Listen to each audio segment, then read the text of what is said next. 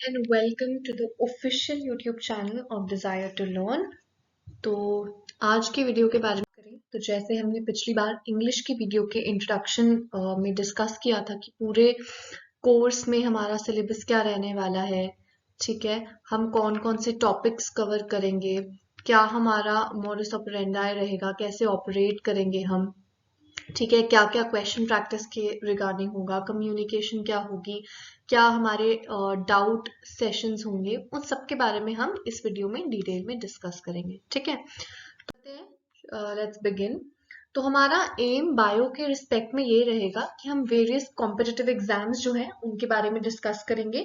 जैसे कि हमने इंग्लिश में डिस्कस किया, तो ना सिर्फ आप जो भी यूपीएससी के एग्जाम्स हैं, जैसे कि जो भी एग्जाम्स हम बात करें, सीडीएस, एनडीए, सीएपीएफ, सीआईएसएफ, ठीक है, एफ कैट, यूपीएससी का जो प्रीलिम्स का एग्जाम्स होता है, ये सब एग्जाम्स और इसके अलावा भी जितने गवर्नमेंट एग्जाम्स होते हैं उन सब के लिए आपको हम प्रिपेयर कराएंगे थ्रू दिस कोर्स। ठीक है, पेपर पैटर्न इन सबका हम डिटेल में डिस्कस करेंगे कि किस तरह के क्वेश्चन। अब आप एफ कैट की बात करें तो एफ कैट का पेपर जो होता है वो comparatively it's very static, very statement based होता है, सिंपल स्टैटिक क्वेश्चंस होते हैं। बट यहीं आप सीडीएस, एनडीए, सीएपीएफ की बात करें तो काफी एक लॉजिकल पेपर होता है। तो इसमें सिर्फ रट के फैक्ट्स लर्न करके आप पेपर क्लियर नहीं कर सकते हैं। ठीक है, and that's true with respects to UPSC prelims और state prelim examination as well। ठीक है, उसके अलावा हम आपको, आप जितने भी गवर्नमेंट एग्जाम्स देख लीजिए, चाहे आप सीडीएस एनडीए ही देख लीजिए, लगभग 20 से 30 क्वेश्चंस आपके साइंस के होते हैं, जिनमें से 12 से 13 क्वेश्चन आपके बायो के होते हैं। कोई सा भी पेपर उठा के देख लीजिए, एनी पेपर यू पिकअप, उसमें मेजोरिटी, अगर 30 क्वेश्चंस आ रहे हैं साइंस के तो मेजोरिटी क्वेश्चंस बायो के होते हैं। तो लोग, मैंने अक्सर देखा है कि स्टूडेंट्स जो है वो इस सब्जेक्ट को निग्लेक्ट कर देते हैं, which is not a right move, क्योंकि इस सब्जेक्ट में मार्क्स स्कोर करना है is very easy. Even if you are a non medical student, bio में मार्क्स स्कोर करना इज वेरी इजी, बिकॉज बहुत ही फैक्चुअल बेस्ड है। अगर आपके बेसिक्स क्लियर हो जाएं तो इसमें आप कम से कम 12 से 13 क्वेश्चन आराम से कर सकते हैं इसके। मतलब इट्स वेरी इजी कि आप वो सारे क्वेश्चंस एक साथ कंप्लीट कर पाएंगे। ठीक है, तो 9 से लेकर 12th की एनसीईआरटी जो है वो, और जो भी स्टैंडर्ड बुक्स हैं उन सबको हम लोग कवर करेंगे आपके लिए। एंड कवर करेंगे, मैंने इसे कवर करेंगे, हम लोग हर डिटेल्ड फैक्ट को प्रेजेंट करेंगे आपके सामने। हर डिटेल्ड जो पिक्चर है, जो भी पिक्चर्स दी होती है एनसीईआरटी में, उसके बेसिस पे क्या क्वेश्चंस पूछे जाते हैं। आप बहुत बार आप लोगों को पता नहीं चलता, बट जो पिक्चर्स होती हैं एनसीईआरटी की, उनके ऊपर क्वेश्चंस बन जाते हैं, जो आपको आगे वीडियो में दिखेगा भी। ठीक है, इसके अलावा जो भी वो बॉक्सेस में आपको फैक्ट्स लिखे होते हैं अबाउट वेरियस साइंटिस्ट, उनके बारे में हम आपको पूरी जानकारी देंगे। ठीक है, एंड ये कोर्स बहुत ही इंटरेस्टिंग, बहुत ही पिक्टोरियल, बहुत ही स्टोरी फॉर्म में आपको जो है बायो पढ़ाई जाएगी विद। ठीक है, एग्जाम्स अगेन हम लोग CDS, NDA, UPSC prelims, state PSC, ठीक है, उसके अलावा CISF, AFCAT, CAPF, IB, PSSSC, RRB, इन सब के ऊपर आपको एक कॉम्प्रिहेंसिवली हम एग्जाम्स को टारगेट कैसे करना है वो बताएंगे। ठीक है, टॉपिक्स हम क्या कवर करने वाले हैं एक बार देख लेते हैं, फिर उसके बाद डिटेल में डिस्कस करेंगे। Cell, it's a very very very important topic. ठीक है, इसमें से क्वेश्चन आपको आएगा ही आएगा, ये मैं आपको अभी ही बता देती हूँ। बायो में सेल चैप्टर से क्वेश्चन आना ही आना है। ठीक है, अगेन टिश्यू एक इंपॉर्टेंट चैप्टर है। फूड रिसोर्सेज से भी क्वेश्चन आएगा ही आएगा, it's a very important topic. अभी एफ कैट के 28 अगस्त के फर्स्ट शिफ्ट में इससे क्वेश्चन आया हुआ था, मैच द फॉलोइंग के फॉर्म में, जिसमें आपको डिफरेंट रेवोल्यूशंस के बारे में, रेवोल्यूशंस के को मैच करना था with their respective food grains के ऊपर, जैसे yellow revolution, golden revolution, green revolution. तो इस बेसिस पे क्वेश्चन आया भी था रिसेंटली, जो इस साल का एफकैट था उसमें। ठीक है, उसके बाद heredity and evolution, diversity in living world, plant and animal kingdom, biomolecules. Biomolecules again is a very very static topic. ठीक है, बहुत ही स्टैटिक टॉपिक है। तो इस स्टैटिक टॉपिक अगर है तो इसके ऊपर जितने भी बेसिक्स हैं, जो भी इंफॉर्मेशन है, वो हम आपको एक पीडीएफ के फॉर्म में भी टेलीग्राम चैनल पे प्रोवाइड करेंगे, और ऐसे भी हम आपको यूट्यूब में इन डिटेल जितने भी कंसेप्ट्स हैं इसके वो पढ़ाएंगे। ठीक है। Plant and animal physiology. अब फिजियोलॉजी क्या होता है? फिजियोलॉजी बेसिकली जो भी हमारे बॉडी प्रोसेसेस होते हैं, ठीक है, जो भी बॉडी प्रोसेसेस होते हैं हमारे, उनको हम लोग फिजियोलॉजी में काउंट करते हैं। ठीक है। अब जैसे कि प्लांट के रिस्पेक्ट में अगर मैं बात करूं तो आपका फोटोसिंथेसिस, ठीक है, उसके बाद आपका ट्रांसपिरेशन, गटेशन, देन उसके बाद आपका रेस्पिरेशन, ये सब आपके फिजियोलॉजी का पार्ट है। ठीक है। नेक्स्ट हम बात करते हैं, नेक्स्ट आ जाएगा आपका क्या, आपका नेक्स्ट टॉपिक आ जाएगा एनिमल फिजियोलॉजी, जिसमें digestive system, respiratory system, circulatory system, excretory system, आगे बढ़ेंगे एंडोक्राइन सिस्टम। एंडोक्राइन सिस्टम आपका क्या सिस्टम होता है? जो हार्मोन्स को रेगुलेट करता है। ठीक है, हार्मोन से डील करता है। फिर vitamins and nutrition, skeletal and muscular system, diseases इसमें हम लोग डिटेल में करेंगे, bacterial, viral, fungal, non contagious. ठीक है, ये सारी चीजें हम लोग डिस्कस करेंगे। Microbes in human welfare, biotechnology, organisms in population, ecosystem, biodiversity and conservation, environment and management of natural resources and subdivision of biology. Subdivision of biology जैसे science related to cell is known as, ऐसा एक question आपको दिख जाएगा, या फिर study of tissues is known as. ठीक है, तो इस फॉर्म में आपको आएगा। तो हम बहुत एक इजीली स्टैटिक इंफॉर्मेशन आपको प्रोवाइड करेंगे, एंड साथ में उसका पीडीएफ फॉर्म भी आपको प्रोवाइड करेंगे फॉर योर ईज। ठीक है, उसके बाद हम डिस्कस करते हैं सेल का टॉपिक। ठीक है, सबसे पहला टॉपिक आपका है सेल।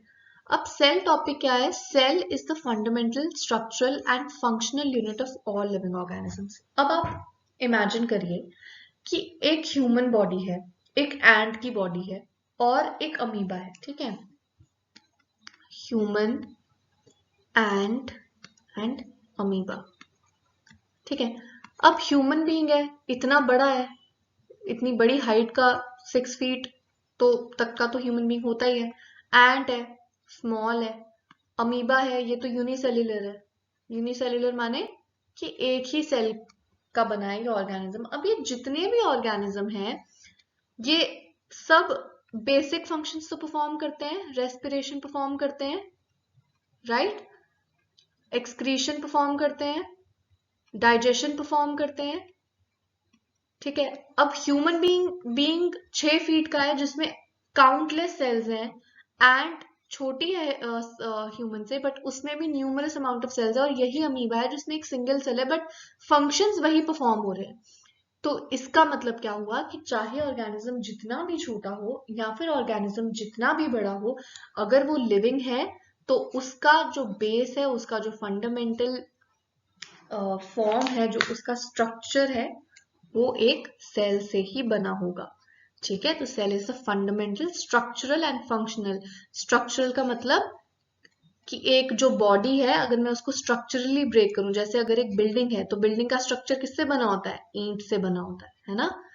तो उसी हिसाब से जब बॉडी के मैं स्ट्रक्चर की बात करूं, तो स्ट्रक्चरल वाइज बॉडी का फंडामेंटल यूनिट क्या है? सेल। फंक्शनल वाइज बोलूं कि फंक्शनल माने कि कोई भी चीज फंक्शन कैसे करिए। अगर रेस्पिरेशन हो रही है तो वो रेस्पिरेशन किसकी वजह से हो रही है? सेल की वजह से। एक्सक्रीशन किसकी वजह से हो रही है? सेल की वजह से। सर्कुलेशन किसकी वजह से हो रही है? सेल की वजह से। तो इस हिसाब से ये आपका फंक्शनल यूनिट है, फंक्शनल यूनिट भी है। ठीक है, इसमें हम लोग क्या पढ़ेंगे? एक ओवरव्यू देखेंगे सेल का, कितने टाइप्स के सेल होते हैं, कितने टाइप्स के सेलुलर ऑर्गेनिजम्स होते हैं। ठीक है, फिर सेल के अंदर क्या प्रेजेंट होता है, अगर ये एक सेल है तो इस सेल के अंदर क्या क्या चीजें देखने को मिलेंगी वो डिस्कस करेंगे, और फिर हम लोग क्वेश्चन ट्रैक करेंगे। अब आप ये क्वेश्चन देखो, इन अ प्लांट सेल, ये अभी तो जस्ट हम ये इंट्रोडक्शन वीडियो है, but it's just to show you कि कैसे क्वेश्चन जो फॉर्म होते हैं वो कैसे फॉर्म होते हैं एनसीईआरटी से इन वेरियस एग्जाम्स। और थ्रू आउट दिस जो ये सैम्पल क्वेश्चन हमने पुट करें, हमने ये हर एक एग्जाम से सैम्पल क्वेश्चन पुट करें ताकि आपको एक ब्रॉड वे से आइडिया मिल जाए कि क्वेश्चन फॉर्मिंग जो है वो हो कैसे रही है, ठीक है। अब इन अ प्लांट सेल, ठीक है, nucleus does not contain a membrane but chloroplast are surrounded by their own membrane. Nucleus and chloroplast are surrounded separately by their own membrane. Nucleus is surrounded by membrane, but chloroplasts do not need membrane. Both nucleus and chloroplast are not surrounded by any membrane. Okay, now you read this line. The nucleus has a double layer covering called the nuclear membrane. ठीक है, मतलब nucleus के आसपास अपनी membrane होती है. The internal organization of chloroplast consists of numerous membrane layers. मतलब chloroplast के पास भी अपनी membrane layer होती है. तो क्या आंसर करेक्ट हो जाएगा आपका सेकंड. ये आपके NDA 1 का क्वेश्चन है 2017 का, ठीक है. तो आप टेंशन मत लीजिए, इसमें हम NDA, CAPF, CISF, CDS, UPSC prelim, state PCS सब एग्जाम्स को हम कवर करेंगे. So you do not. Second is the cell wall of fungi is made up of cellulose, chitin, cholesterol, glycogen. And then you can read this line. The cell wall of fungi is composed of chitin and polysaccharides. तो ये जो paragraphs हैं ये NCERT से ही लिए गए हैं. तो आप देखो कितनी छोटी सी लाइन इन बिटवीन डाली हुई है जिससे क्वेश्चन आ गया, ठीक है. तो the only plausible explanation is कि आप कुछ भी छोड़ के नहीं जा सकते हो एग्जाम में, बिकॉज यू नेवर नो कि क्वेश्चन आखिर कहाँ से फ्रेम होने वाला है. It can be a drop box, it can be a diagram, और it can be from a small line which is sandwiched between a paragraph. अब आप ये देख सकते हो biology NCERT class 11 page number 22 से ये क्वेश्चन डाला गया है इन NDA 1 2017 अगेन. तो NDA 1 2017 में ही इस चैप्टर से 2 क्वेश्चन आए थे, और कॉम्पिटिटिव एग्जाम्स में एक चैप्टर से 2 क्वेश्चन आने का मतलब कि वो चैप्टर स्टार मार्क कर लो अभी से ही कि वो टॉपिक में से तो क्वेश्चन आना ही आना है, ठीक है. अब हम नेक्स्ट हमारा टॉपिक है टिश्यूज. टिश्यूज में हम पढ़ेंगे ट्रांसपोर्टेशन ऑफ प्लांट्स, ठीक है. अब आप मानो ये आपका ट्री है, ठीक है, ये इसकी बाक है, ये इसका स्टेम एरिया है और ये इसका रूट है. अब अगर प्लांट को वाटर चाहिए तो वाटर उसको कहाँ से मिलेगा? सॉइल से मिलेगा, ऑब्वियसली सॉइल से मिलेगा उसको. रूट्स का काम क्या है आपका? जो वाटर है उसको सॉइल से एब्जॉर्ब करना आपका रूट्स का काम है. तो रूट अपना काम कर देगा, ठीक है. बट ये पानी जो रूट्स ने एब्जॉर्ब किया ये स्टेम तक कैसे पहुंचेगा? ठीक है, अगर मैं ये पेड़ मान लेती हूँ और ये आपका रूट है, ठीक है, ये सॉइल के बीनीथ है. अब इसने वाटर जो है वो ले लिया, बट ये वाटर ऊपर कैसे जाएगा? कोई तो ऐसा मैकेनिज्म होगा, कोई तो ऐसा तरीका होगा, या कोई तो ऐसा फोर्स होगा, या सेल्स होंगे या टिश्यू होंगे जो इसको ऊपर पुल करते होंगे, ठीक है. तो एक बारी वो मैकेनिज्म से पानी ऊपर पहुंच जाएगा. तो हमने बचपन से पढ़ते आ रहे हैं कि प्लांट्स परफॉर्म फोटोसिंथेसिस, ठीक है. फोटोसिंथेसिस, फोटो क्या होता है? Photo means light. Photo electric effect पढ़ा है, फोटॉन्स पढ़े हैं फिजिक्स में. तो फोटो क्या होता है? लाइट. सिंथेसिस का मतलब टू मेक. तो फोटोसिंथेसिस इन जनरल का क्या मतलब हुआ? To make food in the presence of light, ठीक है. और बचपन से हम एक और चीज भी पढ़ते आए हैं जो आपको याद होगा कि स्कूल्स में आपको पढ़ाया जाता था. Carbon dioxide plus water in the presence of chlorophyll. अब क्लोरोफिल क्या होता है? ग्रीन पिगमेंट होता है. क्लोरोफिल एंड लाइट, ठीक है, गिव्स ग्लूकोज. अब ग्लूकोज क्या है? Glucose is a form of energy, food है ये. तो अब एक बार ये पानी ऊपर पहुंच गया और यहाँ पे फोटोसिंथेसिस हो गया, लीफ में बन गया, आपका खाना बन गया. वो खाना रूट्स तक भी तो आएगा, क्योंकि अगर रूट पानी भेज रहा है तो रूट थकेगा भी तो सही.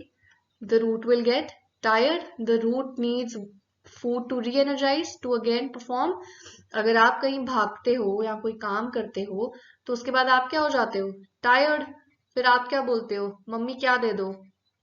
फूड, खाना दे दो मम्मी, भूख लगी है.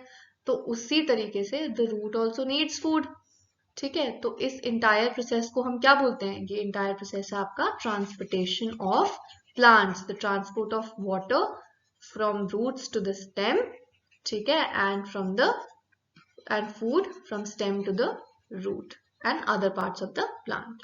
ठीक है, उसके बाद हम पढ़ेंगे ऑस्मोसिस, डिफ्यूजन, गटेशन, ट्रांसपिरेशन। ये कुछ प्लांट के प्रोसेसेस हैं, ठीक है, जिनके ऊपर डायरेक्ट डेफिनेशन बेस्ड क्वेश्चंस आते हैं, तो इनको भी हम डिटेल में देखेंगे। Then again nitrogen cycle and nitrogen fixation and photosynthesis. अब इस क्वेश्चन को देख लेते हैं जरा एक बार। When the bark of the tree is cut in a circular fashion all around the base, it gradually dries up or dies because.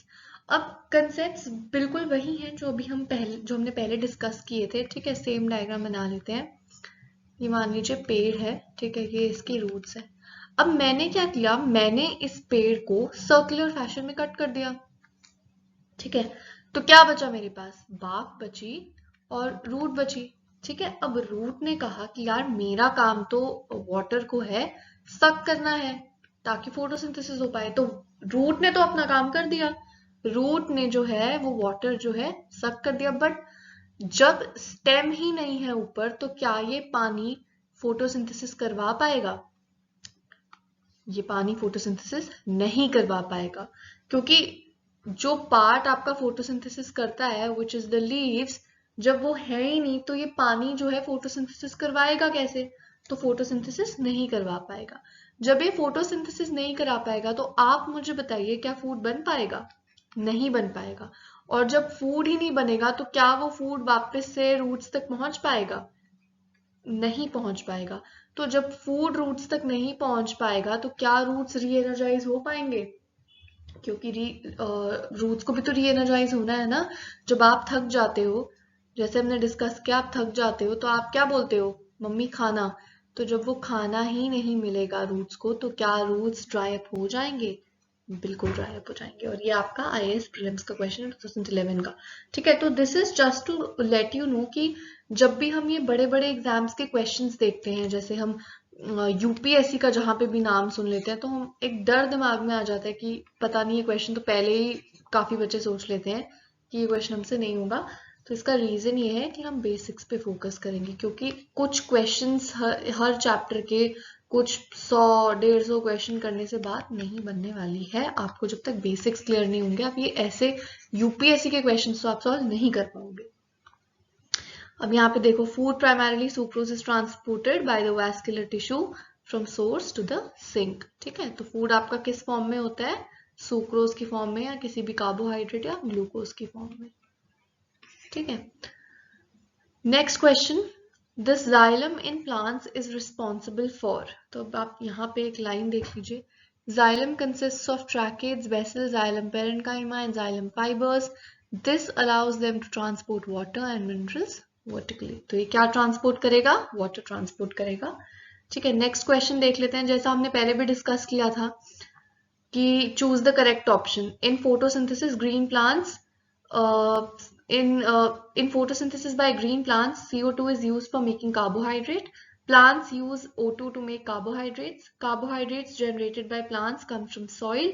The carbohydrates generated by plants come from urea. तो हमने जैसे discuss किया था कि क्या equation use होती है उसमें फोटोसिंथेसिस में, कि कार्बन डाइऑक्साइड होता है, ठीक है, साथ में हाइड्रोजन या फिर वाटर, मतलब मेनली प्लांट को हाइड्रोजन चाहिए होता है, वो किसके फॉर्म में आता है, ऑक्सीजन के फॉर्म में आता है।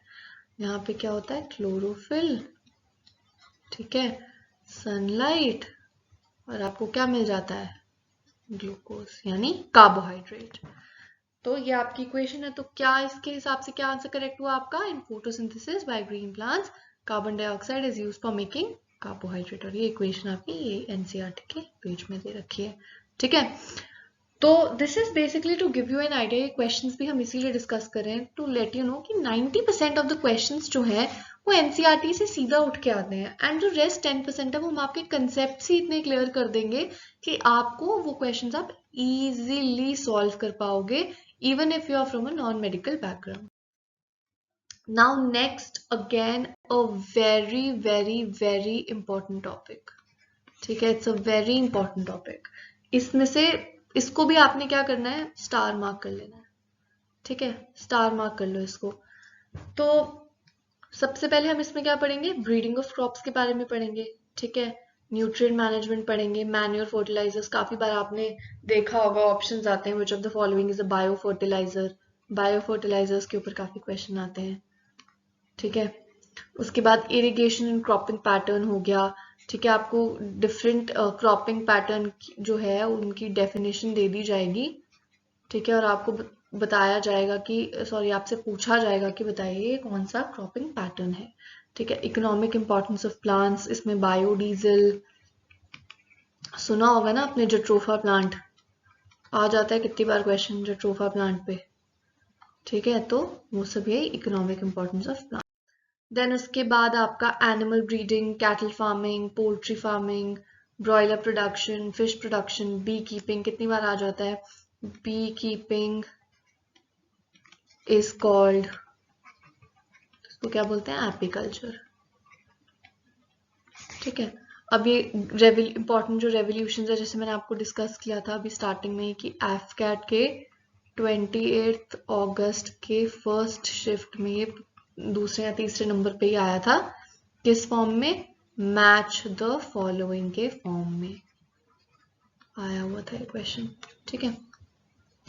फिर उसके बाद हम इसमें हम काफी सारे रेवोल्यूशंस पढ़ेंगे, 3-4 नहीं बहुत सारे पढ़ेंगे, और इसमें साइंटिस्ट बेस्ड क्वेश्चंस भी काफी आते हैं कि which of the following scientist is associated with green revolution और with white revolution, ठीक है। फिर single cell protein, tissue culture, hybridisation and then practice. Practice तो खैर हम हर क्वेश्चन के हर टॉपिक के बाद करने ही वाले हैं। अब आप यहाँ पे ये क्वेश्चन देख लीजिए, ठीक है। सबसे पहले क्वेश्चन पढ़ने से पहले हम लोग देख लेते हैं कि ये लिखा क्या है, ठीक है। Genetic variability is the root of any breeding programme, क्या मतलब है इस लाइन का। फॉर एग्जाम्पल, अब अगर मेरे पास एक कैटल फार्म है, डेयरी फार्म, जो भी कहना चाहें आप, अब जिन लोगों के घर के आसपास डेयरी फार्म है, या जो लोग खुद जिनके पास कैटल फार्म है, वो काफी रिलेट भी कर पाएंगे। अब हमारे पास 2 वेराइटीज है काऊ की, एक है स्विस ब्राउन, ठीक है, और दूसरी है साहीवाल। जो स्विस ब्राउन है ना, इसका मिल्क प्रोडक्शन बहुत एक्सीलेंट है, ठीक है, और जो साहीवाल है ना, ये डिजीज रेजिस्टेंट है, इसमें डिजीज जो है ना वो इजीली नहीं होती।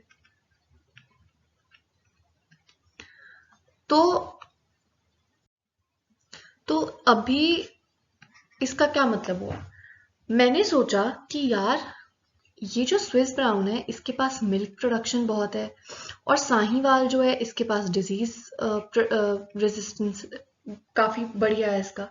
तो मैंने सोचा यार क्यों ना मेरे पास एक ऐसी ब्रीड हो, ठीक है, जिसमें क्वालिटी स्विस ब्राउन की भी हो, जिसमें क्वालिटी साहीवाल की भी हो, ठीक है। तो अब ऐसा कैसे करें, तो हम क्या करेंगे, इनको क्रॉस ब्रीड करा देंगे। तो जब मैं इनको क्रॉस ब्रीड करवाऊंगी, उससे क्या होगा कि मुझे स्विस ब्राउन की मिल्क प्रोडक्शन मिलेगी, ठीक है, and at the same time मुझे साहीवाल की डिजीज रेजिस्टेंस मिलेगी। तो मैंने बोला यार ये तो बहुत बढ़िया बात हो गई मेरे पास। अब ये चीज इंपॉर्टेंट क्यों है, क्योंकि अगर आप मान लो आप घर पे कुक रखते हैं, ठीक है, आपने कुक रखना है, तो आप 2 इंपॉर्टेंट क्वालिटीज क्या होंगी, आप उस कुक में अगर देखोगे तो क्या इंपॉर्टेंट क्वालिटीज होंगी, सबसे पहले कि उसकी कुकिंग अच्छी होनी चाहिए, अच्छा खाना बनाना चाहिए, ठीक है, और दूसरी क्वालिटी होनी चाहिए कि पंक्चुअल होना चाहिए। ये 2 तो मेन क्वालिटीज हैं ही कि ठीक है, अब अगर मान लो कि वो खाना अच्छा बनाता है बट वो टाइम पर ही नहीं आता, उसका भी कोई फायदा नहीं है, या फिर छुट्टी ज्यादा मारता है, उसका कोई फायदा नहीं है। और अगर वो खाना बेकार बनाता है पर आता भले ही रोज हो, तो उसका भी कोई फायदा नहीं है। तो मैं क्या ढूंढूंगी, मैं एक ऐसा कुक ढूंढने की कोशिश करूंगी जिसमें दोनों वेराइटीज हो। And similar is the case with these animal breeds also. अब जैसे आप देखोगे अभी रिसेंटली एक कैटल डिजीज आई है, लंपी स्किन डिजीज, है ना, लंपी स्किन डिजीज। तो अब जब ऐसी डिजीज होगी तो मैं कैसी ब्रीड चाहूंगी, जो डिजीज रेजिस्टेंट हो, जिसमें ज्यादा जल्दी डिजीजेस ना होती हूँ। तो यही मतलब है इसका, ये 2 वेराइटीज हैं जिनमें 2 डिफरेंट जेनेटिक वेरिएबिलिटी हैं, एक दूसरे से डिफर करती हैं, and this becomes the basis for any genetic programme या फिर breeding programme. In many crops, pre-existing genetic variability is available from wild varieties of crops. Collection and preservation of all the different varieties, species and relatives of the cultivated species, followed by their evaluation for characteristics, is a prerequisite for effective exploitation of natural genes available in the population. अब इसका क्या मतलब है? मान लो मुझे एक strawberry उगानी है, ठीक है, मैं चाहती हूं कि उस, ऐसी दिखती है ना स्ट्रॉबेरी कुछ समवॉट लाइक दिस, तो मैं क्या चाहती हूँ, मैं चाहती हूँ मेरे पास एक ऐसी स्ट्रॉबेरी हो, ठीक है, जिसका साइज क्या हो, बिग हो, और जिसका टेस्ट क्या हो, स्वीट हो, स्वीट के साथ साथ वो रेड भी हो, रेड कलर की भी हो, ठीक है। तो मैं क्या करूंगी, जो एग्जिस्टिंग वाइल्ड वेराइटीज हैं स्ट्रॉबेरीज की, है ना, जो ऑलरेडी एग्जिस्टिंग वाइल्ड वेराइटीज हैं स्ट्रॉबेरी की, कुछ उनमें से किसी का साइज छोटा होगा बट वो मीठी होंगी, किसी का साइज बड़ा होगा बट ये येलोइश होंगी, किसी का साइज मीडियम होगा बट वो स्वीट होंगी। तो मैं क्या करूंगी कि मुझे जो डिजायर्ड कैरेक्टरिस्टिक्स चाहिए, ठीक है, अब मान लीजिए मैं इधर शॉर्ट डाउन आइसोलेट करती हूँ, दो स्ट्रॉबेरीज की मुझे वैरायटी मिली, एक जिसका साइज बड़ा है, ठीक है, बट वो उसका टेस्ट स्वीट नहीं है, बट एक वैरायटी जिसका जो है साइज छोटा है बट वो काफी स्वीट और रेड है। तो मैं क्या करूंगी, मैं इन दोनों को आपस में क्रॉस ब्रीड करवा दूंगी। तो जब मैं इनको क्रॉस ब्रीड करवाऊंगी, मेरे पास एक ना एक वैरायटी ऐसी आएगी जिसका साइज क्या होगा, बड़ा होगा, जो रेड होगी, और जिसका टेस्ट जो है वो स्वीट होगा। तो इस लाइन का ये मतलब है। हालांकि ये हम लोग डिटेल में और ज्यादा डिटेल में डिस्कस करेंगे जब हम ये टॉपिक पढ़ेंगे, but just to give you an idea मैं आपको ये बता रही हूँ। एंड नेक्स्ट क्या है फिर, this entire collection of plant seeds having diverse alleles for all genes in a given crop is called germplasm collection। तो अब हमें क्या क्या पता चला broadly germplasm के बारे में। सबसे पहले it is something which is related to genetics, ठीक है, genetics, genetic information, ठीक है, देन उसके बाद something which is related to something that carries genetic information, है ना, ये सब पता चला हमें जर्मप्लाज्म के बारे में। अब आप प्लांट के रिस्पेक्ट में देखो, आप क्या आपको क्या लगता है कि कौन सी ऐसी चीज है प्लांट के अंदर जो कि इंफॉर्मेशन, जेनेटिक इंफॉर्मेशन कैरी करती होगी। तो अगर मैंने एक प्लांट उगाया है तो वो प्लांट मैं किससे उगाऊंगी, सीड से। तो इसका मतलब सीड वो ऐसी चीज है प्लांट में जो कि कैरी करती है जेनेटिक इंफॉर्मेशन। और अब कुछ ऐसे प्लांट्स भी होते हैं जो बिना सीड के उगते हैं, जैसे रोज आपने देखा होगा, रोज को हम उगाने के लिए क्या करते हैं, पिछली जो रोज का पेड़ है उसकी स्टेम को काट के हम लोग क्या करते हैं, जमीन में लगा देते हैं और उससे पूरा एक रोज का प्लांट निकल आता है। तो उस पार्ट को हम क्या कहेंगे, टिश्यू। तो प्लांट के रिस्पेक्ट में सीड और फिर प्लांट टिश्यूज जो हैं वो आपके जेनेटिक इंफॉर्मेशन को कैरी करते हैं, करेक्ट। एंड ह्यूमन बींग्स की अगर बात करो तो ह्यूमन बींग्स में क्या होता है, जब भी कोई एम्ब्रियो डेवलप होता है तो वो किससे होता है, स्पर्म और एग से। तो ह्यूमन बींग्स में स्पर्म और एग, और प्लांट्स में आपका सीड्स एंड टिश्यू, ये आपके जेनेटिक इंफॉर्मेशन कैरी करते हैं। ये तो हमको ये सारी चीजें ब्रॉडली पता चली अबाउट जर्मप्लाज्म। तो the question is, germplasm is required for the propagation of plants and animals. Germplasm is the, and you've been given 4 options. Genetic resources, it's correct, ठीक है, क्योंकि हमने अभी डिस्कस किया। सीड्स और टिश्यू फॉर ब्रीडिंग, ये भी करेक्ट है, ये भी हमने अभी डिस्कस किया। एग्स एंड स्पर्म रिपोजिटरी, ये भी करेक्ट है, ये हमने डिस्कस किया। एंड और जर्म सेल्स डिटरमाइनिंग जोन, तो ऐसी कोई चीज जो है वो इन्वॉल्व नहीं होती है जर्म सेल में। तो इसका आंसर है 1, 2 and 3, आपका CDS 1 का क्वेश्चन है 2016 का। नेक्स्ट है आपका Norman Borlaug won Nobel Peace Prize for his contribution in what? Now if you can look at this paragraph, this was due to the development of semi-dwarf varieties of wheat and rice. Nobel laureate Norman E. Borlaug at International Center for Wheat and Maize Development in Mexico developed semi-dwarf wheat and several such varieties such as Sonalika and Kalyan Sona which were high yielding and disease resistant. तो अब मुझे बताना है कि इसको क्यों मिला Nobel prize for his contributions in development of high yielding crops. Definitely yes, modernisation of irrigation infrastructure, अगर मुझे कोई चीज को बेटर बनाना है तो मुझे उसके लिए क्या करना पड़ेगा, इंफ्रास्ट्रक्चर उसका चेंज करना पड़ेगा, है ना। अगर मुझे कोई भी चीज, अगर मुझे टीचिंग मान लो, अभी ये जैसे मैं पढ़ा रही हूँ, मुझे इसको इम्प्रूव करना है, तो मैं क्या करूंगी, इसका इंफ्रास्ट्रक्चर या टेक्नोलॉजी इम्प्रूव करूंगी, क्योंकि पढ़ाना तो मुझे वैसे ही है। But what I can do is I can make better जो यूजर आपका यूजर एक्सपीरियंस है ना, उसको बेटर कर सकती हूँ बाय इंक्रीजिंग द इंफ्रास्ट्रक्चर। तो देन अगेन, अगर मुझे कुछ मॉडर्नाइज करना है, कुछ डेवलप करना है, तो मुझे इंफ्रास्ट्रक्चर को इम्प्रूव करना पड़ेगा। एंड लास्ट में introduction of synthetic fertilisers and pesticides. तो जब आप इफेक्टिव पेस्टिसाइड्स और फर्टिलाइजर्स यूज करेंगे तो प्लांट हेल्दीली ग्रो भी करेगा एंड साथ में डिजीज रेजिस्टेंस भी उसमें आ जाएगी। ठीक है, पेस्टिसाइड हम इसीलिए यूज करते हैं। तो इसका ऑप्शन हो गया 1, 2 एंड 3। ये भी आपका CDS 1 2016 का। और मैंने आपको जैसे पहले बोला, जब भी किसी एग्जाम में 2 क्वेश्चंस लगातार एक टॉपिक से आ रहे हैं तो आपने कुछ नहीं करना है, उसको स्टार मार्क कर देना है, because it's a very important topic. किसी कंपेटिटिव नेशनल लेवल के एग्जाम में एक टॉपिक से 2 क्वेश्चन आना बहुत बड़ी बात होती है। नेक्स्ट क्वेश्चन है आपका हेरिडिटी एंड एवोल्यूशन। ठीक है, अब again this is an important topic. काफी बार इसमें आपको 1 वर्ड टाइप क्वेश्चन आ जाते हैं, like they will be giving you may be definition. ठीक है, डेफिनेशन दे देंगे, या फिर साइंटिस्ट के बारे में पूछ लेंगे, या फिर होमोलॉगस एनालॉगस ऑर्गन्स। और यही चैप्टर है जिसमें डायग्राम बेस्ड क्वेश्चंस भी पूछे जाते हैं, कि आपको एक एनसीईआरटी में कोई डायग्राम होगी जो आपने चलते फिरते इग्नोर कर दी होगी, और उसी डायग्राम को उठा के उन्होंने क्वेश्चन दे दिया होगा, not in the diagrammatic form particularly, but उसी डायग्राम के बेसिस पे कुछ क्वेश्चन पूछ लेंगे।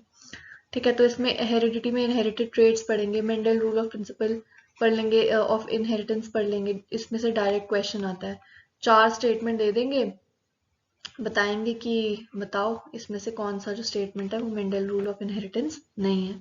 सेक्स डिटर्मिनेशन आगे हम डिटेल में बात करेंगे। Acquired and inherited traits, evolution and classification and human evolution भी हम डिस्कस करेंगे। ठीक है, अब आगे बढ़ते हैं, ये क्वेश्चंस कुछ डिस्कस कर लेते हैं। अब ये IAS प्रीलिम्स का क्वेश्चन है 2000। तो देख के ही पहले हमने देखा अच्छा IAS का क्वेश्चन है, फिर दूसरा देखा अच्छा असर्शन रीजनिंग का क्वेश्चन है, तो आधे बच्चे तो यहीं पे डर जाएंगे। ठीक है, बट आपने डरना नहीं है, बिकॉज हम इसको अभी तो हम सिर्फ एक इंट्रोडक्शन पर्सपेक्टिव से डिस्कस कर रहे हैं। जब हम चैप्टर वाइज जाएंगे तो हम और डेप्थ में जाएंगे इसकी। बट एज ऑफ नाउ अगर ये क्वेश्चन आ ही गया है एंड आप ये वीडियो देख ही रहे हैं, you might as well learn a things or two. तो assertion है, in a human being female plays a major role in determining the sex of an offspring. ठीक है, देख लेते हैं इसको भी।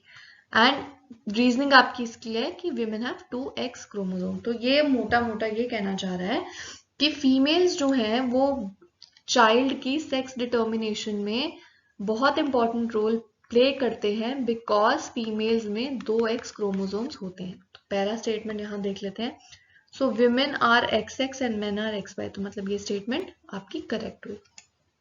ठीक है, अब देखते हैं रीजनिंग करेक्ट। अच्छा, इस रीजनिंग डिस्कस करने से पहले आपने 2 टर्म्स के बारे में सुना होगा, फीमेल फीटिसाइड, ठीक है, एंड फीमेल इन्फेंटिसाइड।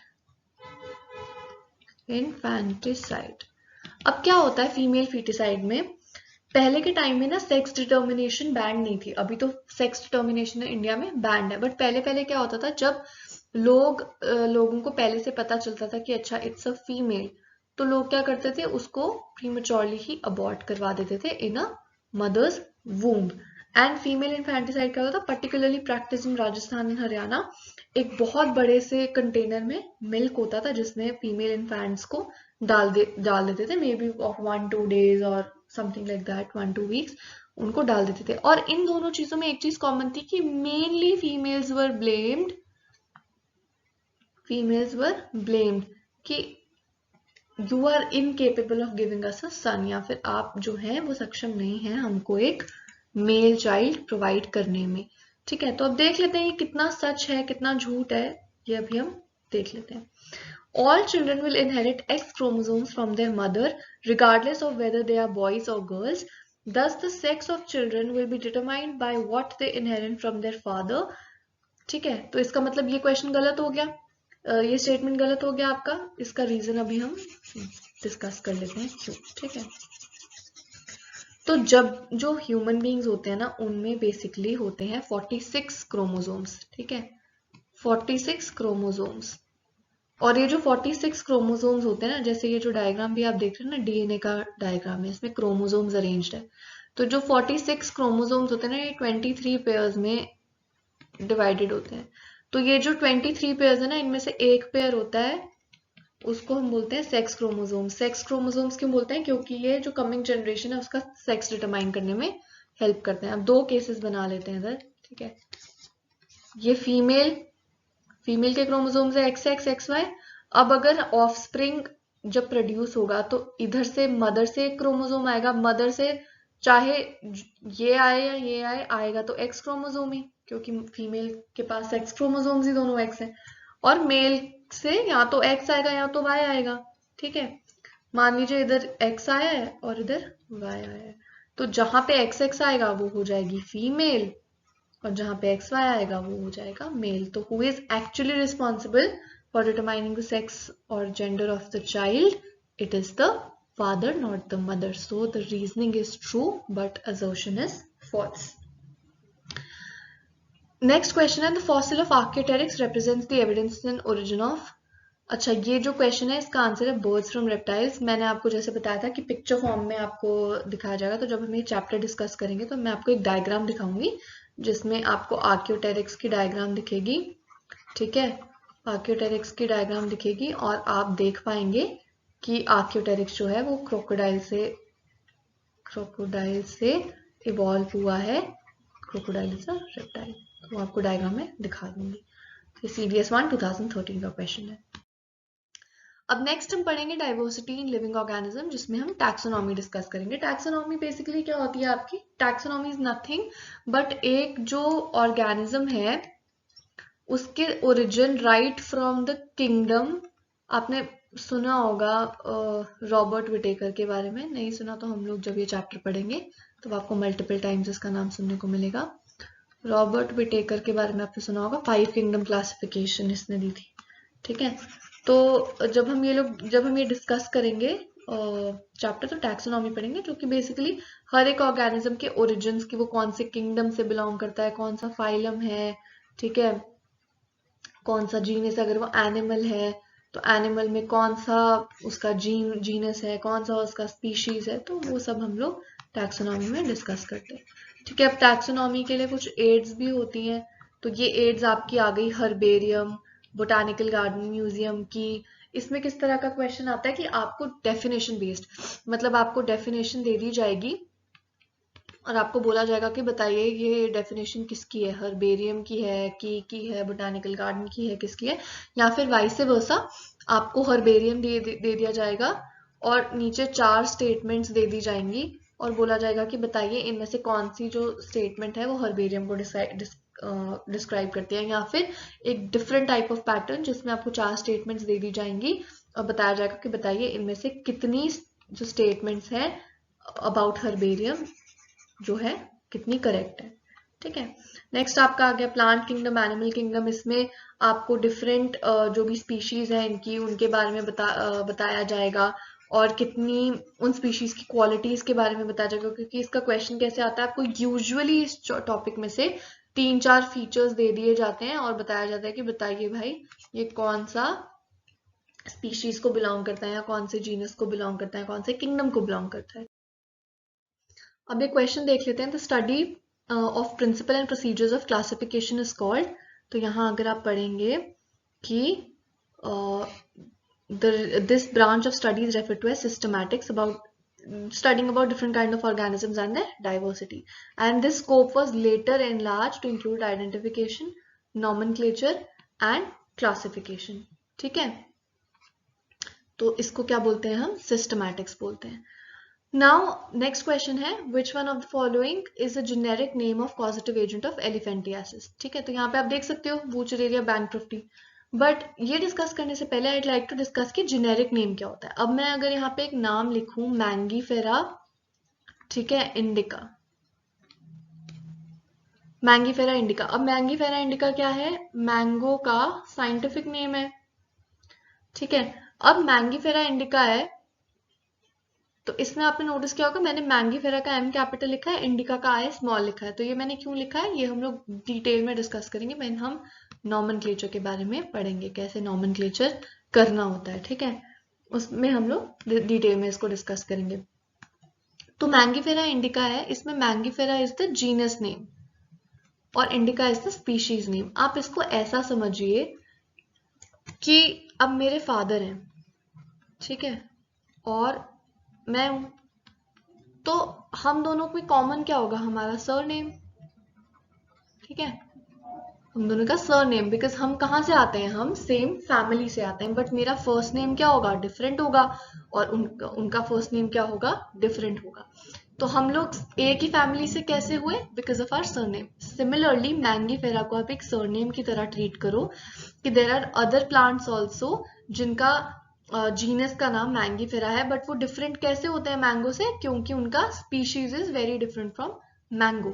ठीक है, तो ये आपका कंसेप्ट है जीनस का एंड स्पीशीज का। एंड जीनस के नेम को हम लोग जेनेरिक नेम और स्पीशीज के नेम को स्पेसिफिक नेम भी लिखते हैं। ठीक है, तो व्हेन वी टॉक अबाउट वूचरेरिया बैनक्रफ्टी, तो वूचरेरिया आपका क्या आएगा, आपका जीनस का जेनेरिक नेम आ जाएगा, जीनस का नाम आएगा। नाउ इस क्वेश्चन का एक डिफरेंट वेराइटी देखते हैं। मान लो ये फोर्थ ऑप्शन की जगह डब्ल्यू बैनक्रॉफ्टी लिखा होता। ठीक है, बैनक्रॉफ्टी लिखा होता। ठीक है, तो क्या आप इसको टिक करते या इसको टिक करते? उस केस में भी हम इसी ऑप्शन को करते, क्योंकि हमसे केवल जेनेरिक नेम पूछा। अगर हमसे पूछा होता विच of the following is the scientific name of the causative agent of elephantiasis, तो हम क्या करते, ये ऑप्शन को टिक करते उस केस में। ठीक है, तो ये आप देखो ये दोनों हमारे एनसीईआरटी के ही अगेन पेजेस हैं, biology NCERT class 12th and this is from class 11th। So next हम डिस्कस करेंगे biomolecules. Now biomolecules is a very static topic. ठीक है, एंड इस केस में प्रॉब्लम क्या होती है ना, जैसे कुछ सिचुएशंस होती है ना जहाँ पे हम चीज फेस किए बिना ही डर जाते हैं। जैसे मम्मी ने अगर जोर से नाम से बुला लिया तो हम डर जाते हैं कि आज तो पिटाई होने वाली है, उसी तरीके से जब हम ये डायग्राम्स देखते हैं ना कि यार ये तो केमिकल स्ट्रक्चर है, ये तो बहुत सारा OHO लिखा हुआ है, तो डीएनए का हेलिक्स बना हुआ है, तो हम पहले ही डर जाते हैं कि यार ये तो हमसे नहीं होगा। बट आई अश्योर यू कि इस टॉपिक को हम बहुत एक इजी फॉर्म में, पिक्टोरियल फॉर्म में और एक बहुत सारे इंफॉर्मेटिव तरीके से करेंगे। इसमें काफी स्टैटिक चीजें भी हैं जिनका आपको पीडीएफ भी प्रोवाइड किया जाएगा। तो अब जैसे देखते हैं wait percentage of different elements in human body and earth crust. ठीक है, तो आपने वो क्वेश्चंस देखे होंगे ना, percentage of hydrogen in earth crust, percentage of hydrogen in human body. तो ये आपको कैसे आ सकता है, मैच द फॉलोइंग के फॉर्म में भी आ सकता है, वन वर्ड क्वेश्चन टाइप भी आ सकता है। ठीक है, और मे बी स्टेटमेंट बेस्ड भी आ सकता है। इसके लार्ज तरीके हैं इसको फ्रेम करने के लिए। फिर हम ज्विटर आयन के बारे में बात करेंगे, macromolecules, micromolecules, polysaccharides, nucleic acid, structure of a protein, metabolisms, enzymes and cofactors, सबके बारे में डिटेल में बात करेंगे। एंड क्वेश्चंस तो हम हर उसके बाद प्रैक्टिस करेंगे। एंड क्वेश्चंस ऐसा नहीं कि हम इजी देंगे, questions I will be framing myself. ठीक है, तो the quality of the questions will be from easy to very hard. Now next आपका टॉपिक है प्लांट्स एंड एनिमल फिजियोलॉजी, जैसा हम डिस्कस कर चुके थे। ट्रांसपोर्ट इन प्लांट तो मैंने आपको पहले ही समझा दिया था। मिनरल न्यूट्रिशन, कैसे एक प्लांट को न्यूट्रिशन मिलता है to carry forward all the important processes, वो हम इसमें डिस्कस करेंगे। ठीक है, उसके बाद आपका photosynthesis, growth and respiration in higher plants, plant hormones. अब जैसे ह्यूमन बीइंग्स हैं, हम लोग कैसे ग्रो करते हैं, क्योंकि हमारे में क्या होता है, ग्रोथ हार्मोन होता है ना, ग्रोथ हार्मोन होता है। हम खुश क्यों होते हैं, दुखी क्यों होते हैं, it's all because of the hormones. तो जो प्लांट है वो वर्टिकली कैसे ग्रो करेगा, ठीक है, और विड्थ में कैसे ग्रो करेगा, वो भी आपके कौन डिसाइड करेंगे, प्लांट हार्मोन्स। तो कौन कौन से हार्मोन्स क्या क्या रेगुलेट करते हैं प्लांट्स में, डिस्कस करेंगे इसमें। एनिमल्स की बात करें तो डाइजेस्टिव सिस्टम, कौन से एंजाइम्स प्रेजेंट होते हैं, कौन से एसिड्स होते हैं जो पार्टिसिपेट करते हैं इसमें, पीएच क्या होता है, ऑर्गन्स कौन कौन से होते हैं डाइजेस्टिव सिस्टम के, वो सब डिस्कस करेंगे। सर्कुलेटरी सिस्टम में हम लोग डिफरेंट फैक्टर्स डिस्कस करेंगे। ठीक है, कोआगुलेटिंग फैक्टर्स डिस्कस करेंगे। ठीक है, और उसके बाद हम डिस्कस करेंगे कौन से वाइटामिन इन्वॉल्व होते हैं क्लॉटिंग में, ठीक है, इसको विटामिन के बोलते हैं। कौन से केटायंस इन्वॉल्व होते हैं इन द सर्कुलेटरी सिस्टम। फिर रेस्पिरेटरी सिस्टम है, उसमें हम डिस्कस करेंगे वाइटल कैपेसिटी, लंग कैपेसिटी, ये सब कुछ चीज़ें डिस्कस करेंगे। कैसे रेस्पिरेशन होता है आपका, व्हाट इज द इक्वेशन, कितनी एटीपी जनरेट होती है, वो सब करेंगे। एक्सक्रीटरी सिस्टम अगेन हम लोग डिटेल में इसका डिस्कशन करेंगे। Reproductive system, endocrine system, different hormones कौन से हैं बॉडी में, कहाँ से रिलीज होते हैं, कौन से ग्लैंड्स उनको सिक्रीट करते हैं, ठीक है। फिर skeletal system and then nervous system. Then vitamin and nutrition, इसमें सबसे पहले कार्बोहाइड्रेट, फैट्स, प्रोटीन्स, वाइटामिन के रिस्पेक्ट में आपने देखा होगा कोई भी वाइटामिन दे देते हैं और बताते हैं कि बताओ फैट सॉल्युबल है या वाटर सॉल्युबल, या vice versa, which of the following is a fat soluble और अ वाटर सॉल्युबल विटामिन, और 4 ऑप्शंस दे देंगे आपको, ठीक है। उसके साथ में हम अच्छा ऑल्टरनेट नाम पूछ लेते हैं, ऑल्टरनेट नेम्स पूछ लेते हैं वाइटामिन के, कि बताओ कोबालामीन जो है वो कौन से विटामिन का नाम है, या फिर टोकोफेरॉल किसका नाम है, बीटा कैरोटीन किसका नाम है, ठीक है। इस तरह के क्वेश्चंस जो है हम देखने को मिलते हैं। उसके बाद डिजीजेस में हम वायरल डिजीजेस, उनके कॉजेटिव एजेंट्स, ठीक है, वो सब डिस्कस करेंगे। फंगल डिजीजेस अगेन कौन सा पॉजिटिव एजेंट है, कौन सी डिजीज क्रिएट करता है वो।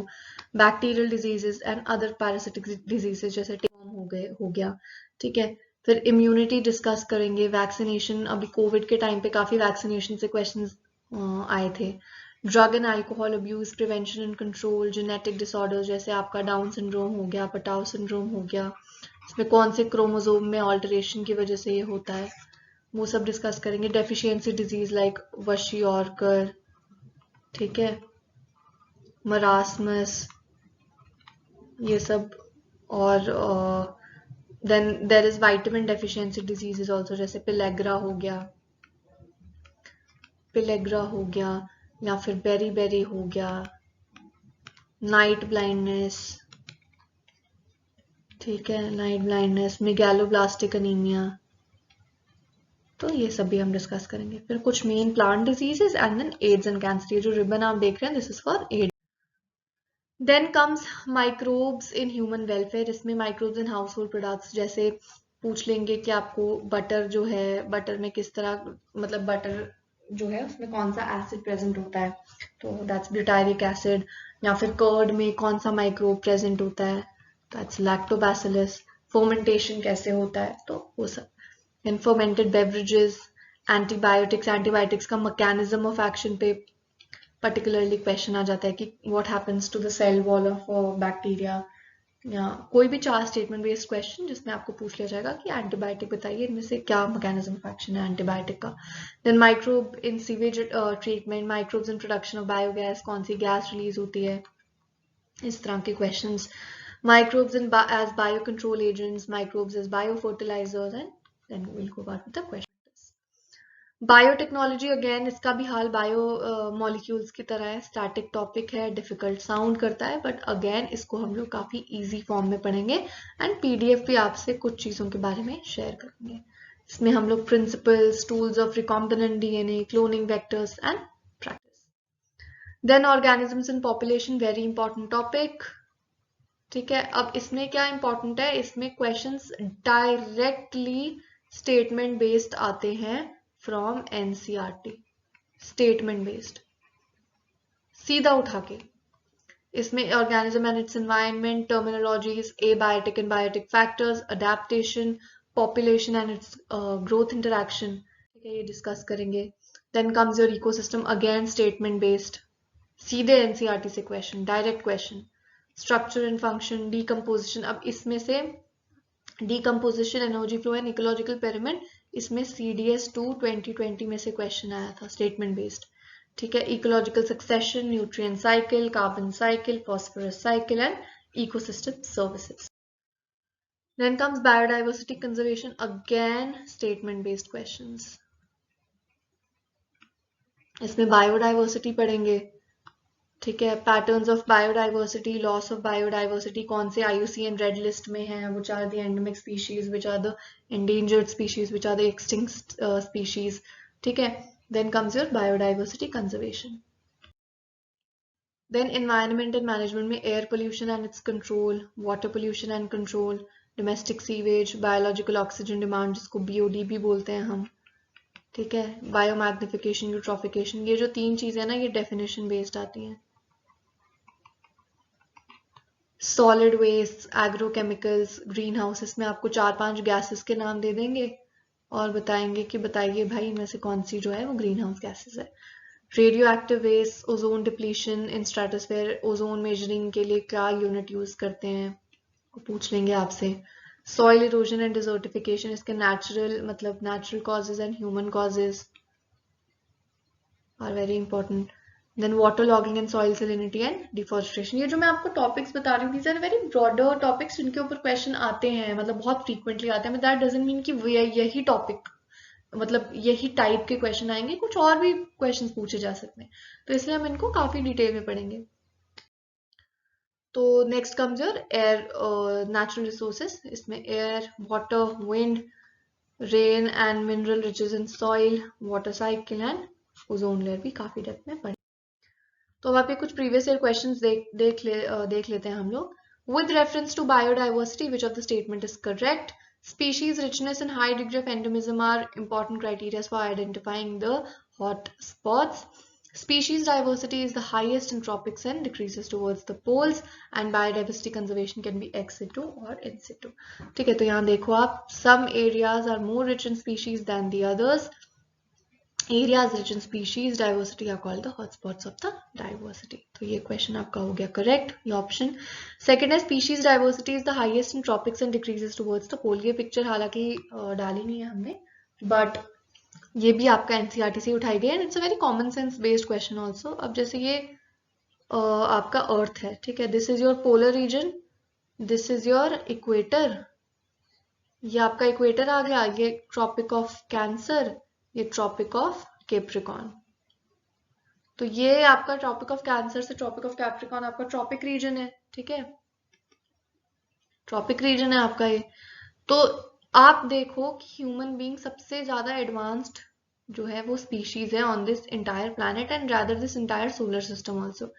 तो इतने वेल इक्विप्ड होने के बाद भी पोल्स पे ह्यूमन बींग्स की पॉपुलेशन क्या है? इट्स वेरी लिटिल, जबकि ट्रॉपिक्स में क्या है? It's very high. आप देखोगे ट्रॉपिकल कंट्रीज हैं जैसे इंडिया है, ठीक है, जो अफ्रीका का पूरा कॉन्टिनेंट है, ठीक है, उसके बाद आप इंडोनेशिया देखो, बांग्लादेश देखो, पाकिस्तान देखो, ये सारी जो ट्रॉपिकल कंट्रीज हैं इनकी पॉपुलेशन ज्यादा है as compare to the countries like Greenland और फिनलैंड, ठीक है, इन सबसे तो ज्यादा पॉपुलेशन है हमारी, क्योंकि ट्रॉपिकल एरियाज में पॉपुलेशन ज्यादा मिलती है। इसका रीजन क्यों है? इसका रीजन क्या है? क्योंकि इसमें रिसोर्सेज ज्यादा होते हैं इन एरियाज में, फूड ज्यादा होता है, ठीक है, वाटर अवेलेबिलिटी इजी होती है, ठीक है, एंड इन जनरल क्लाइमेट जो है वो हॉस्टाइल नहीं होता उतना ज्यादा, ठीक है। बट जो ट्रॉपिक ये जो पोलर एरियाज है यहाँ पे फूड नहीं होता, ग्रो नहीं करता, वाटर कभी फ्रोजन फॉर्म में नहीं मतलब लिक्विड फॉर्म में नहीं मिलता इन विंटर्स, ठीक है। उसके बाद the climate is very hostile, you don't get proper food resources also there, ठीक है। इस वजह से जो पॉपुलेशन है टुवर्ड्स ट्रॉपिक एरिया जो है वो इंक्रीज हो जाती है, और जब आप पोल की तरफ जाते हो तो डिक्रीज हो जाती है, ठीक है। ये ऑप्शन भी आपका जो है वो करेक्ट हो गया। देन नेक्स्ट है biodiversity conservation can be in Situ और एक्स सिटू, तो ये आपका इन सिटू और ये है आपका ex situ, and this is again from the NCERT. तो इसमें ऑप्शन क्या आपका 1, 2 एंड 3 है, एंड ये 2016 का क्वेश्चन है। Next is which of the following is true about a mammalian cell protein, ठीक है। It is synthesized in the cell membrane, it is absorbed from the fat, it is synthesized in rough endoplasmic reticulum, and it is synthesized in the Golgi apparatus. तो यहाँ पे आप पढ़ सकते हो, the endoplasmic reticulum often shows ribosomes attached to the outer surface. The endoplasmic reticulum bearing ribosomes are called the rough endoplasmic reticulum, and rough endoplasmic reticulum observed in the cells actively involved in protein synthesis and secretion. Sorry, the rough endoplasmic reticulum is frequently observed in the participation of protein synthesis. तो आपका क्या answer correct हो जाएगा? Option C, आपका CAPF का question है, ठीक है। तो आपको अगर ये वीडियो अच्छी लगी हो तो please subscribe to our channel, share it as much as possible. You can also follow us on the social media accounts of Instagram and Telegram. जो भी आपके important PDF है या फिर जो भी important information है वो आपकी Telegram पे और Instagram पे ही शो होगी. PDF primarily आपका Telegram पे ही शो होगा. And also to address 2 or 3 doubts जो कि काफी बच्चों के हैं. Yes, हर वीडियो के बाद आपको एक डाउट सेशन प्रोवाइड किया जाएगा. आपको एक विंडो दी जाएगी ऑफ सम टाइम जिसमें आप टेलीग्राम पे अपने डाउट्स डाल सकते हैं एंड आपके जो डाउट्स हैं they will be addressed individually. ठीक है, हम आपके doubts as much as possible वो एड्रेस करने की कोशिश करेंगे. उसके बाद यस PDF फॉर्म भी आपको प्रोवाइड किया जाएगा but not for the entire lecture because we prefer कि आप नोट्स हैंडमेड बनाएं क्योंकि उससे आपको ज़्यादा रिटेन हो जाएंगी चीज़ें. बट हाँ, कुछ स्टैटिक चीज़ें हैं जो बहुत इंपॉर्टेंट होती हैं, जो एकदम से डायरेक्ट क्वेश्चन बेस्ड होती हैं, उनका PDF हम आपको डेफिनेटली शेयर कर देंगे. And the purpose of this entire video was to familiarise all of you with the course जो हम करवाने वाले हैं एंड उसके साथ ही टू मेक यू अंडरस्टैंड कि कोई भी टॉपिक ऐसा नहीं है जिससे क्वेश्चन नहीं आता. हर टॉपिक से कुछ ना कुछ हर साल क्वेश्चन आता है. तो आप ये नहीं बोल सकते कि ये टॉपिक जो है वो लेस इंपॉर्टेंट है, इसको छोड़ के चले जाएंगे, या ये ज्यादा इंपॉर्टेंट है तो इसको इसके क्वेश्चंस कर लेते हैं. या फिर बायो जो है वो बड़ा मतलब हम लोग नॉन मेडिकल स्टूडेंट है तो बड़ा थियोरेटिकल सब्जेक्ट है. कम से कम 20 से 30 क्वेश्चन आपके बायो के, जैसा मैंने स्टार्टिंग में डिस्कस किया, साइंस से आते हैं जिसमें से 12-13 जो है बायो के ही होते हैं. तो ये जो क्वेश्चंस है बायो के 12-13 ये बहुत इंपॉर्टेंट क्वेश्चंस हैं आपके लिए. ठीक है, और चाहे ये स्टैटिक है, थियोरेटिकल है, but at least it's the most scoring subject. So I would highly recommend that do not leave bio for your exam. ठीक है, now I'll next see you in the next biology video when we'll be starting with this topic of cell, जिसमें हम काफी चीजें discuss करेंगे, काफी questions practice करेंगे. Till then, take care of yourself and I'll see you in the next video. Thank you.